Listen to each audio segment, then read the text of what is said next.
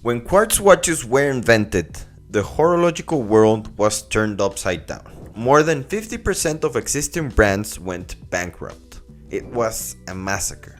When the smartwatch was invented, I can just imagine the cold chills running through the spine of most brands.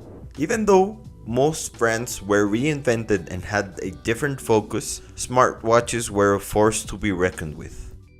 To this day, around 219 million people throughout the world use smartwatches, and that number is expected to keep growing up to 230 million in 2028. I truly believe that most brands thought this was a lost cause. Connectivity was the new objective. People stopped spending thousands of dollars or even more on traditional watches in favor of spending a couple of hundred for a mini computer linked to your phone that could connect with most apps, show you notifications, and even keep track of your vital signs. That was until Swatch Group said enough is enough. Now, they're responsible for somehow saving most of the low and medium-end watch industry in the 70s with the creation of the brand Swatch. So now, they had to do something to save the watch industry again. So they released two models that completely changed everything for them as a group, but even for the industry. The reissue market has been in for a few years now, where brands take the dust off of past models and that modern technology. That was the first Bullseye from Swatch Group, and of course Tissot. They went deep on the archives up to the 70s, where they found the classic PRX. The 70s model was inspired on the Genta models, which in a way also saved the watch industry. Integrated bracelet, stainless steel sports watch. Tissot decided to bring back this classic model. The original PRX name meant P for participation, R for reliability, and X for excellence. Don't quote me on this, but it makes sense to me bringing an original model back while the hype of the integrated bracelet sport watches is at historical highs. The Audemars Piguet Royal Oak is probably the most recognizable and desired watch in the world. Everybody wants one, seeing actors, athletes, and famous people in general always with one. Of course, not everybody could afford the $30,000 price tag, or even have the connections to get one, but you can always enjoy a Tissot. The Tissot PRX was launched in different versions, a classic black and blue waffle dial for the automatic versions and the plain dial for the Quartz. It was an instant hit around young people.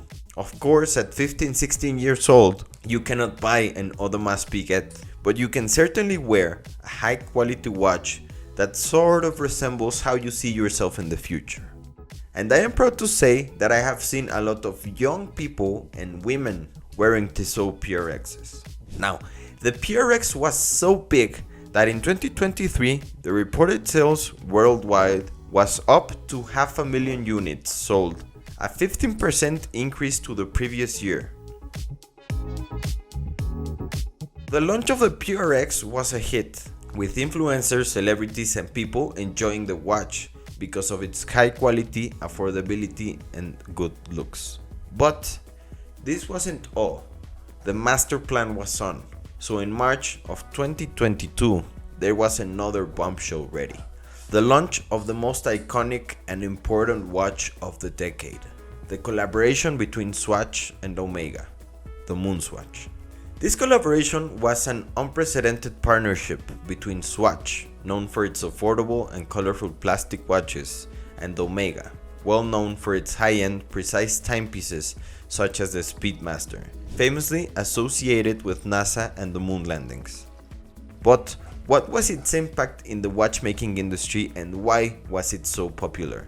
The first year after the launch, Swatch sold 1 million units of the Moon Swatch. The second year, they sold 2 million, bumping Swatch from the position 22 in the brands with most sales table up to position 14. In this graph by Morgan Stanley, we can also see the impact that the PRX has had also on Tissot, enjoying a growth of 14%. So, Using basic math, we could assume that if Swatch moves its pieces correctly, this year they should sell 4 million watches and then 8 million. And let's take into account that they don't sell these watches via internet. All of their sales are out of their boutiques, so these numbers don't actually sound crazy.